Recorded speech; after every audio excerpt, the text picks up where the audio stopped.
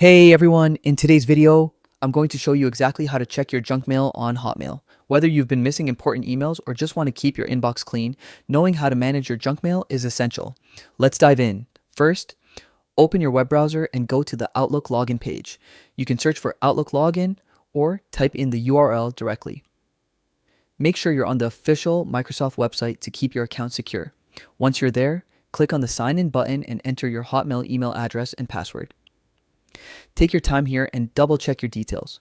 If remembering passwords is tricky, consider using a password manager for convenience and security. After that, hit sign in and wait for your inbox to load. Now that you're logged in, head to the mail section. On the left-hand side, you'll see your list of folders, including your inbox, sent items, and your junk mail folder. Click on folders to expand the list and locate the junk email folder. Inside the junk folder, you'll see emails that Outlook has flagged as spam or potentially harmful. It's important to check this folder regularly because sometimes legitimate emails end up here by mistake.